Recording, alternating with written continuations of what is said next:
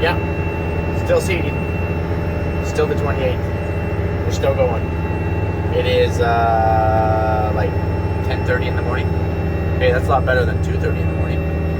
But our tractor is derating us as we speak.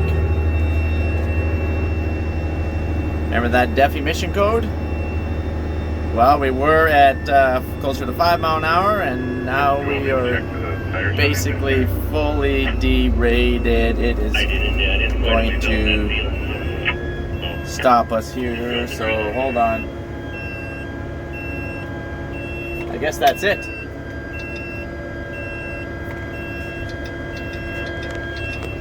Remember that emission code, that video that we put up a couple days ago?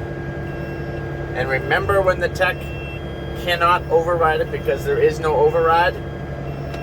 Well, the part was down in Chicago. I think I told you that. And my dealer is 2 hours away. And we don't know if that part, it may ever made it out of Chicago. So here we are. Fully, 100% broke down. Boy, that is really frustrating, you guys. That makes me very upset. 84 feet of drill, loaded up, ready to rock and roll. No tractor to pull it. So I think before that code came on, we were sitting around 62 hours, and it came with 20 some hours on it. So, you know, we put like 40 or so hours on this thing, and we're already completely derated. Well, we didn't make it 24 hours, and that DEF code came up. And of course, we got it addressed and diagnosed right away. And yeah, parts in Chicago. Probably the only part in North America with hard luck. That doesn't do me any good today. Now what am I supposed to do? It's 10:30 in the morning. We need to seed. I need to chew off acres. I got to get a lot of acres done so I can go north. And here we are, sitting in the middle of the freaking field. But you know, with that being said, let's at least try to get to the road. So it limited us down to 1,000 RPM. That is, sorry, 1,070. Let's see if we can go somewhere here.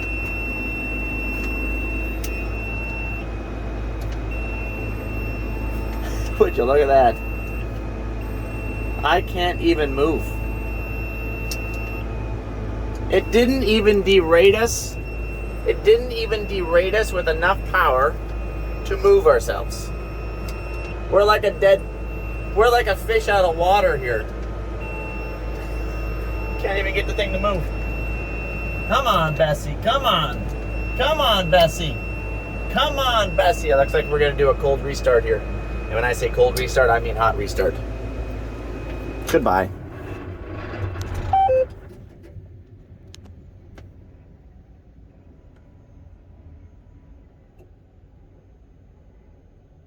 Give it a few minutes.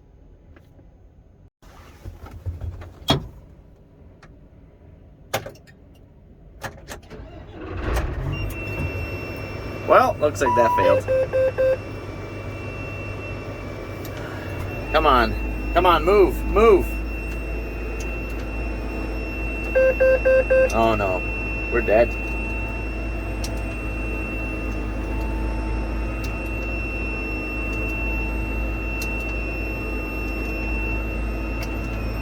They're gonna have to seed around us. We was to just put up a tombstone here. Woo, it's a cold wind out there. As I'm walking around, it's trying to spit. Literally trying to spit. We would be okay if it actually rained because we're very actually excessively, highly concerning dry. Made some phone calls to my dealer and that part that was down in Chicago because we ordered it. I can't remember if I told you that. We ordered it like the first day that this thing, first 12 hours. We ordered it anyway. It just came in 10 minutes ago. Right?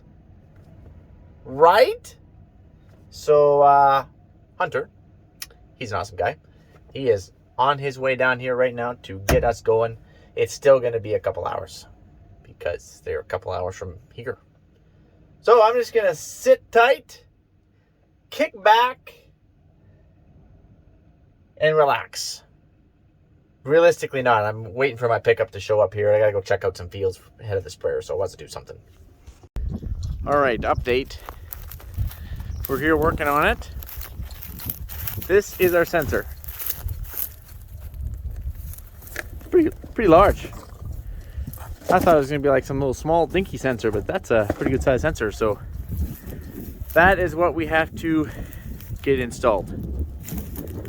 It goes on the def tank right back there. See that? No, not the blue piece. It's back over here where this black piece is. Right there. So that has to come off and come up. But the problem is they put that in such a wonderful spot that the fuel tank sits right over top of it. So we have to take the fender off, to our knowledge, and for sure the fuel tank, because it's sitting right on top of it. But the downside is I'm fairly full of fuel, 3/4 for sure. So this could not have been planned out very good by somebody. All right, so we got 25% of the tractor sitting there. Another 10% of the tractor off this side. We had to remove a whole lot of stuff. That we got taped up, that's where the def fluid, that's where you fill it through this tube. This bar that we had to take off is not going to be fun to put back on. Actually, I don't think any of this is going to be awesome to put back on. All because we want to get to this. This has to come straight out and then another piece go back in. And they thought it would be a good idea to put it underneath the fuel tank. Oh, that was a bad idea. I'm just going to say that's a bad idea. Oh, see if I can get back down here. So we're going to keep working on this. So really, if you think about it, changing out the parts probably only takes 10 minutes. Getting to the part probably takes a few hours.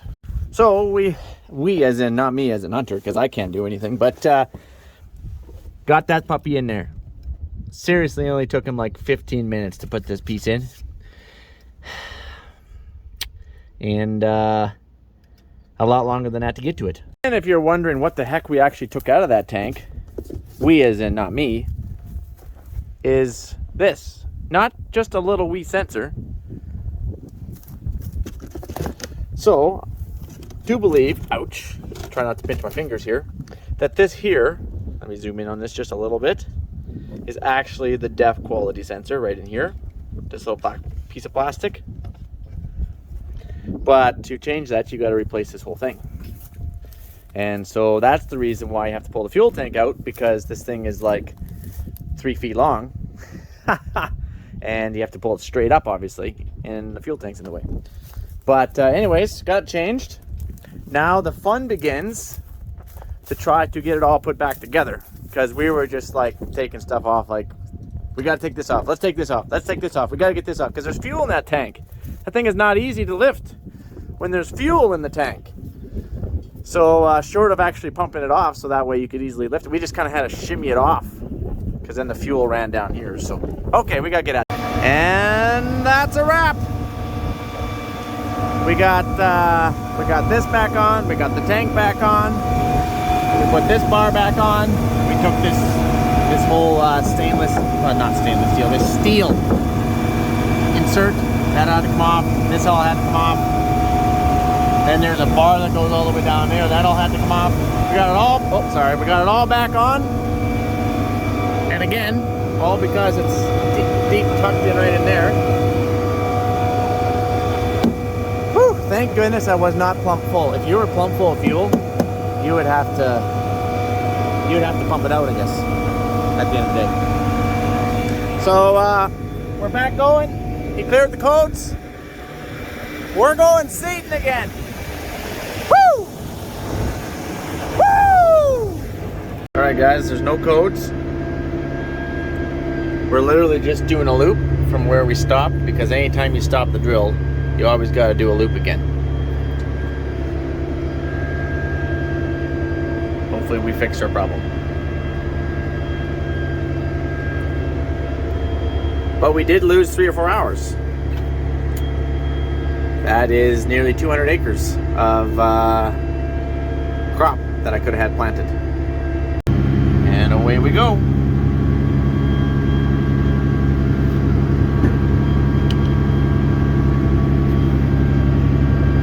Let's pick up some speed. Oh, there we go. Had to turn on our cruise here. Well, guys, we've been seeding for about an hour or so, give or take, and we just finished this field, so gonna move maybe 10 miles to my next one. It's another section we're gonna start on, so hoping to go late into the night, not all night, to try and get as much done as that's possible, make up for some lost time here. We're winging up, as you can clearly see. I was really worried that I would get seeding for like 30 minutes to an hour, and then that code would pop back on basically once Hunter is already halfway back, but that doesn't seem to be the case. Seems to be working, so I think we got her fixed. I did have an air conditioner sensor go. So far I still have my air conditioning, and so they ordered that, and there was one other one that went. My steering wheel hitch, it shuts itself off, says it can't see. I don't think you can see it moving sometimes, it gets lost. So a few bugs, but a few bugs are to be expected. I expect bugs, okay? Everybody, all farmers do. Everything breaks down, it's just a matter of time. But DEF stuff just puts me off into a whole other level. So like that should be mastered by now. We've been running DEF for a decade already. Now, come on. But anyways, I will let you guys go, and you guys have yourself a good one. Adios, amigos. Oh yeah, I'm sure that some of you guys probably were like, how come, Mike, you didn't show like the fixing of, like, you know, maybe do some hyperlapse of you guys just out there just working on that thing, or, you know, why didn't you, you know, show us Hunter pulling it in or pulling out of, putting it back in the tank. And not everybody's cool with YouTube. Not everyone's cool with being on the camera. If you see people on the camera, they're obviously cool with it. If you don't see people on the camera, then they're not cool with it, and we want to respect that. So those would be the reasons. There we go. I knew that was going to come up, so I wanted to clear it up right now. Adios.